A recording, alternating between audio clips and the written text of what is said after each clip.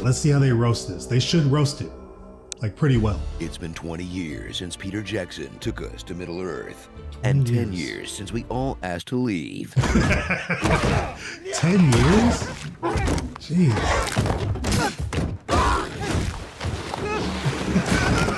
Now, return to Tolkien's grand moral universe, where good lives in balance with nature, and evil destroys the land in a blind lust for power and profit. Brought to you by Amazon. I wonder if the orc slaves get free 2-day shipping. Okay. The Rings of Power. Why does this feel like an older Honest trailer?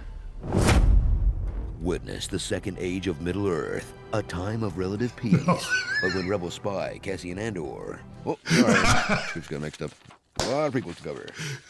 Witness the second age of Middle-earth. No, that's next week's prequel.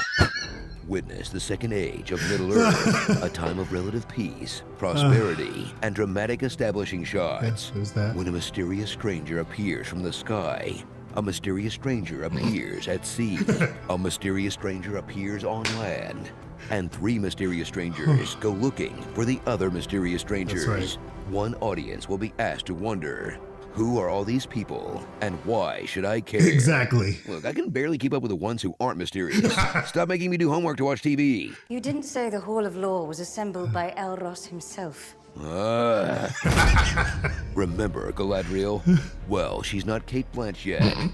This horse girl's got a blade that moves as much as her mouth doesn't. And when her loyal kill squad tries to put this elf on the shelf, she'll refuse to step down until she can fulfill her destiny and lead her forces into an active volcano, all while being tricked every step of the way by this Kirkland brand Aragorn. Looks can be deceiving. Kirkland. I've had many names. Sauron lives! Wait, that's Sauron? Come on, he can't turn into a giant eye. He's too sexy. You see the Mines of Moria. Now, enter the dwarf kingdom of Khazad-dûm, where the women may not have beards, but they do have pipes. They do have pipes.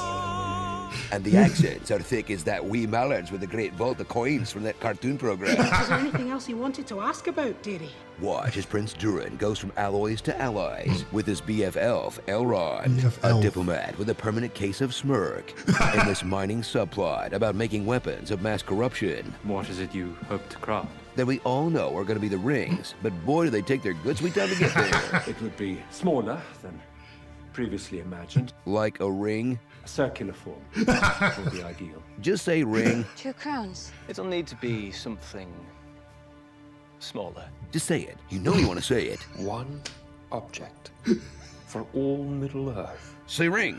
Name. This show is about so much more than digging secret mines. It's also about digging secret tunnels. Someone dug this passage. Something. Travel to the Southlands with elf cop Arendir Elf cop. and his one true love, healer lady. This perfect dude is the dude perfect of trick shot archery. Perfect. That was a cool scene. I'll give them that. Episode 6 was great. But he must reckon with prejudice simply because he spies on everything this village does from a massive guard tower.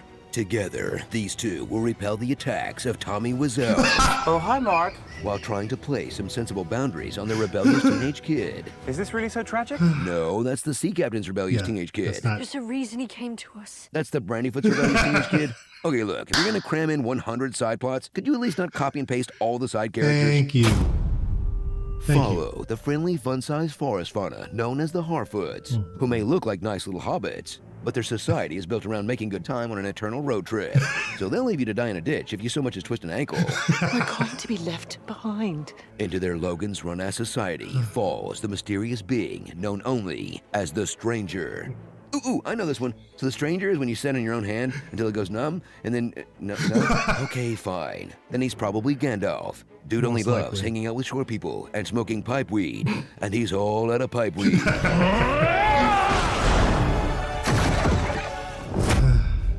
So get ready for a new take on Lord of the Rings that isn't afraid to get political.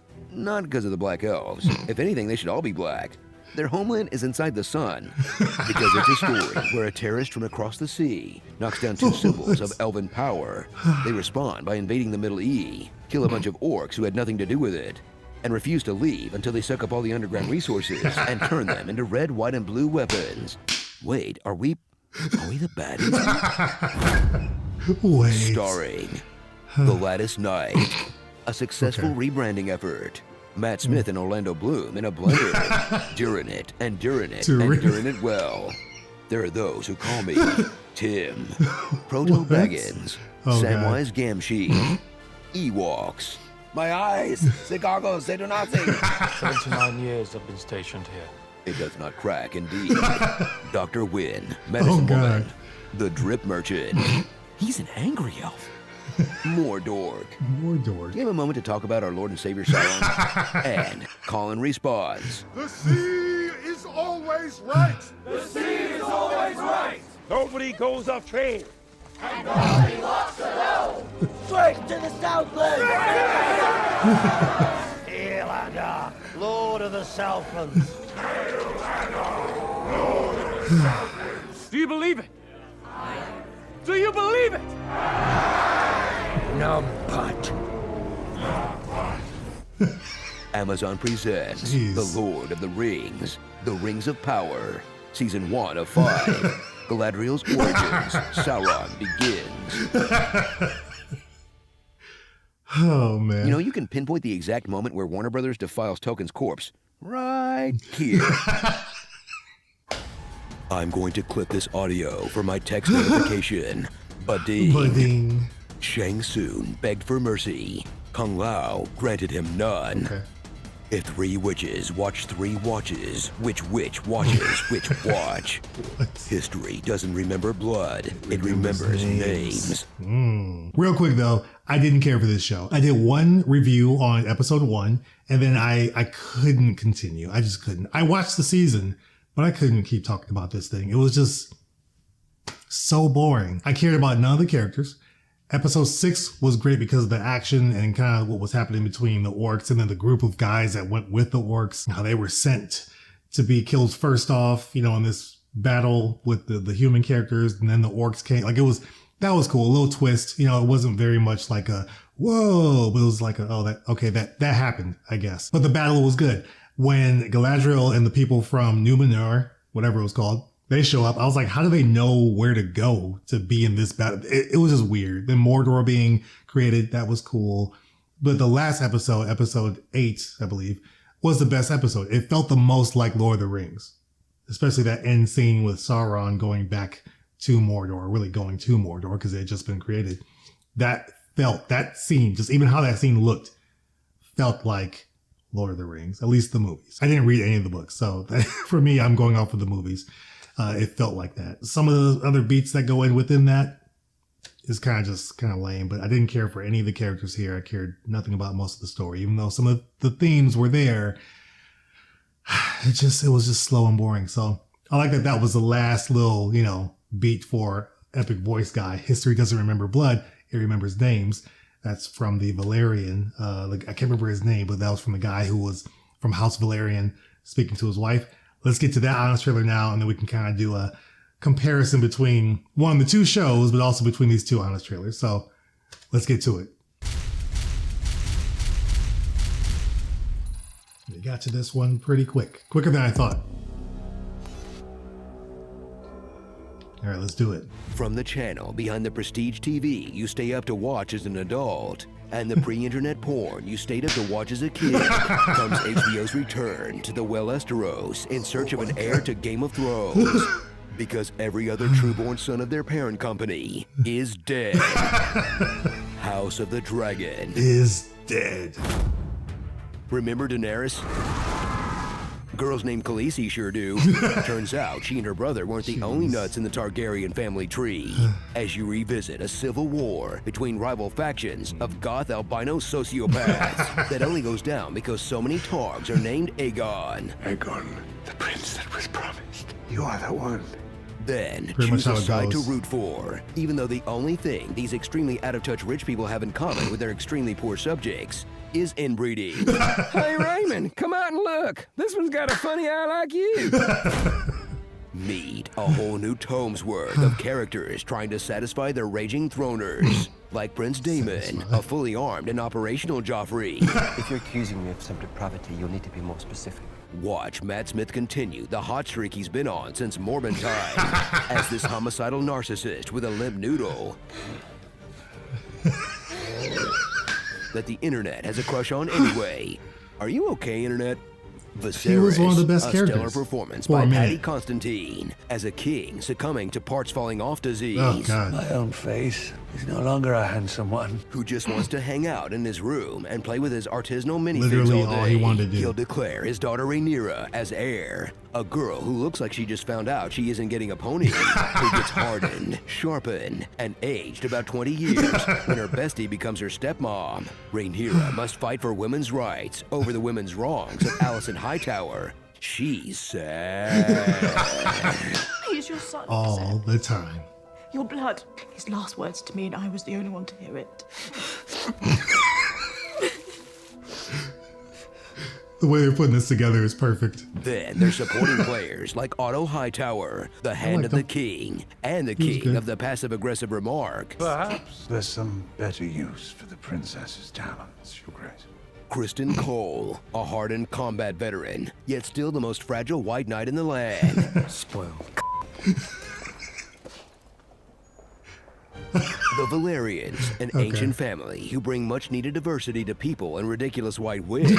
And lurking, ever lurking, is Larys Strong, Ooh, who's man. like Littlefinger if he were more into little piggies instead.